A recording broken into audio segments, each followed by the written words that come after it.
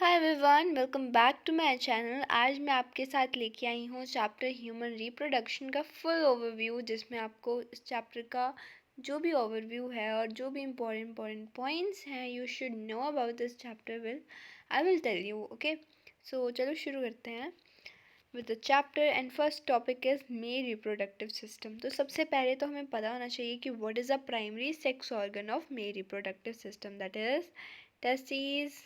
ठीक है, उसके बाद आता है कि where it is located, it's located in a scrotum. ये काफ़ी इंपॉर्टेंट है, यू शुड नो कि कहाँ पे लोकेट, किस चीज़ की कहाँ पे लोकेशन है, ये काफ़ी इंपॉर्टेंट रहता है। और इसका काम क्या है, it produce sperms and testosterone.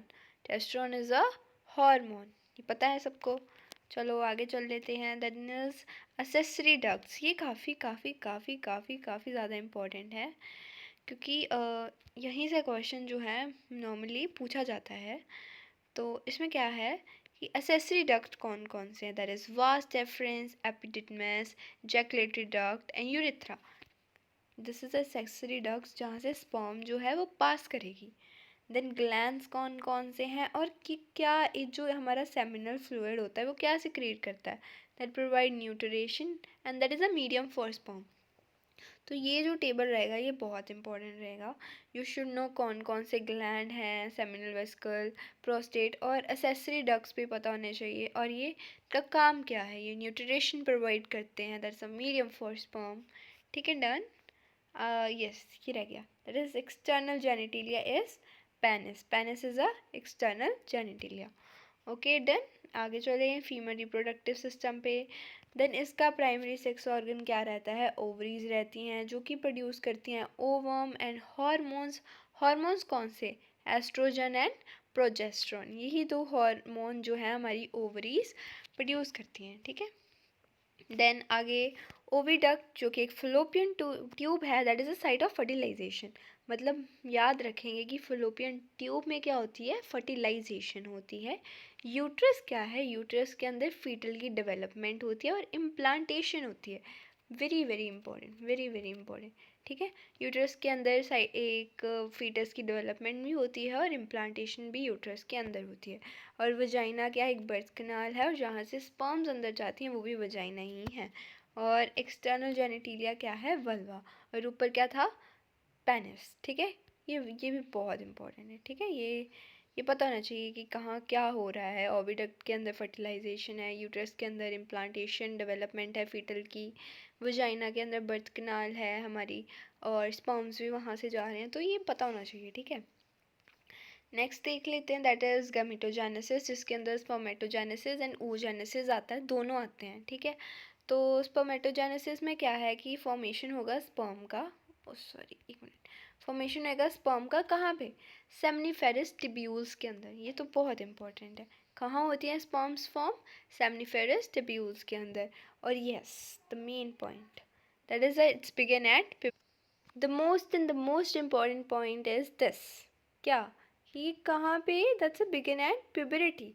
बहुत इंपॉर्टेंट है। स्पर्मेटोजेनेसिस कब होती है, ड्यूरिंग द, जब भी प्यूबरिटी स्टार्ट होती है तब। ठीक है, देन इसके हार्मोनल कंट्रोल हैं FSH, LH एंड टेस्ट्रोन। ठीक है, देन oogenesis देखो, yes here is important point. oogenesis जो होती है ये बर्थ के पहले ही स्टार्ट हो जाती है, लेकिन जो स्पर्मेटोजेनेसिस है वो प्यूबरिटी पे स्टार्ट होती है, याद रहेगा। Then it's completed after fertilisation, result in one ovum and polar bodies. ठीक है, done done done. Okay, then menstrual cycle, here is important one, तो इसको भी देख लेते हैं। जो हमारा एवरेज साइकिल रहता है मेंस्ट्रुअल साइकिल का, दैट इज़ 28 डे। तो यहाँ पे ये बहुत इंपॉर्टेंट है, very very very very important. ठीक है, दिस वन, जो हमारा मेंस्ट्रुअल फेज है that is day 1 to day 5। ठीक है, फॉलिकुलर फेज में क्या होता है, ईस्ट्रोजन राइज, और डे कौन कौन से हैं, 6 and 13। और ओवुलेशन इज़ अ डे 14, जिसमें क्या होता है, LH surge. And luteal phase क्या है, डे 15 to 28, जिसके अंदर क्या होता है, कॉर्पस ल्यूटम जो है वो प्रोजेस्टेरॉन सिक्रीट करता है। तो ये बहुत इंपॉर्टेंट है। पता होना चाहिए कि कौन से डे में क्या हो रहा है, कौन सा एस्ट्रोजन राइज हो रहा है, प्रोजेस्टेरॉन सिक्रेट हो रहा है, एलएस सर्ज हो रहा है, क्या हो रहा है, सब पता होना चाहिए। ठीक है, done. Then next is fertilisation and implantation. मैंने बहुत अच्छे ये नोट्स बनाए हुए हैं, चैप्टर के फुल ओवरव्यू है। If you want this let me know in the comment section. ठीक है, I will provide you then full notes अच्छे। Okay, then that is a fertilisation and implantation आ गया। फर्टिलाइजेशन में क्या होता है, फ्यूजन होता है स्पर्म का एंड ओवम का in the ampulla of the fallopian tube. हमने पीछे ही पढ़ा कि फेलोपियन ट्यूब के अंदर फर्टिलाइजेशन होती है, तो मतलब उसके अंदर फ्यूजन होती है स्पर्म और ओवम की। ठीक है, जाइगोट क्या है, undergoes cleavage to form blastocyst. अब जाइगोट क्या है कि जब ब्लास्टोसिस्ट हमारी क्या है, लास्ट स्टेज है, तो उससे जाइगोट फॉर्म होएगा। ठीक है, देन इम्प्लांटेशन क्या है, ब्लास्टोसिस्ट इम्बेंड्स इन अ यूट्राइन वॉल। जब यूट्रस के अंदर, यूट्राइन वॉल के अंदर बिल्कुल घुस जाता है अंडा, तो फिर उससे क्या होता है, इम्प्लांटेशन होती है। Very very important. ठीक है, डन।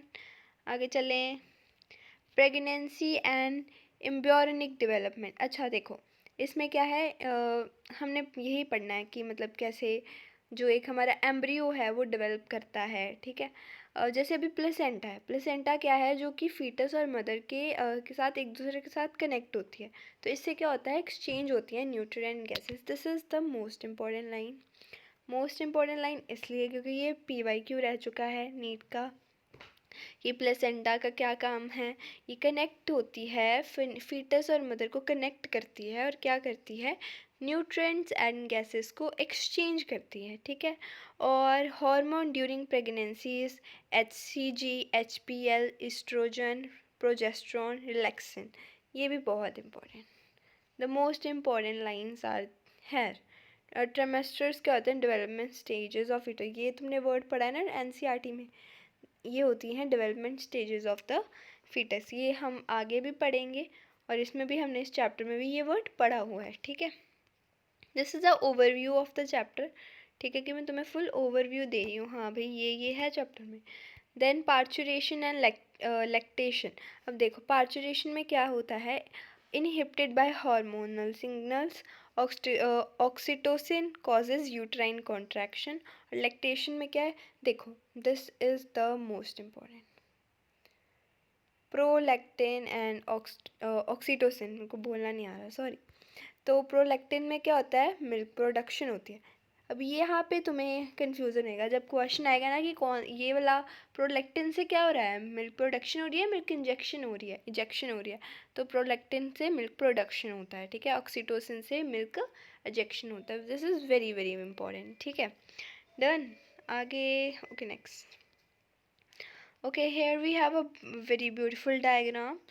तो यहाँ पे डायग्राम देख लो आप। मेरी रिप्रोडक्टिव में तुम्हें टेस्टीज हैं, पेनिस है, प्रोस्टेट ग्लैंड है, फास्ट एफरेंस है, स्क्रोटम है। ठीक है, और फीमेल में ओवरी है, यूट्रस है, वजाइना है। यहाँ पे होती है भाई, यहाँ पे होती है इम्प्लांटेशन। ठीक है, यहाँ पे इम्प्लांटेशन होती है। ठीक है, यहाँ से स्पर्म्स अंदर जाते हैं। यहाँ पे क्या होती है, यहाँ पे ओवम एंड स्पर्म्स एक दूसरे के साथ कंट्रैक्ट करते हैं। ठीक है, देन आती है गमीटोजेनेसिस। ओके, यहाँ पे है तुम्हारी प्राइमरी स्पर्मेटोसाइट्स। ओके, तो ये जो प्रोसेस है ना, इसमें एक्चुअली यहाँ पे बताया गया है कि कहाँ पे माइटोसिस हो रही है, कहाँ पे मायोसिस हो रही है, कहाँ पे प्राइमरी oocyte है, कहाँ पे सेकेंडरी oocyte है, कहाँ में ओवम बन रहा है। तो ऐसा है। ठीक है, then here's a fertilisation and implantation. तो पहले स्पर्म है, फिर स्पर्म एंड ओवम का क्या होएगा, कॉन्ट्रैक्ट होएगा, फिर फर्टिलाइजेशन होगी, जाइगोट बनेगा, फिर फर्टिलाइजेशन होगी, फिर इम्प्लांटेशन होगी, फिर ब्लास्टोसिस्ट, फिर क्लीवेज, फिर ओवम। ठीक है, ओवम अंडा छोड़ेगा, फिर स्पर्म होएगा, फिर स्पर्म कंट्रैक्ट करेगा, फिर फर्टिलाइजेशन होगी। यही प्रोसेस है ऑल। तो हमने पूरे 10 मिनट में इस चैप्टर का फुल ओवरव्यू ले लिया। तुम्हें इंपॉर्टेंट चीज़, हर चीज़ पता चल गई है। And if you want more videos on this, कि मैं आपको और चैप्टर्स के ऐसे ओवरव्यू दूँ, तो आप मेरे को कमेंट सेक्शन में बता सकते हैं। बाकी अगर यहाँ तक आ ही गए हैं तो प्लीज़ लाइक करना मत भूलें एंड सब्सक्राइब करना भी मत भूलें। Thank you.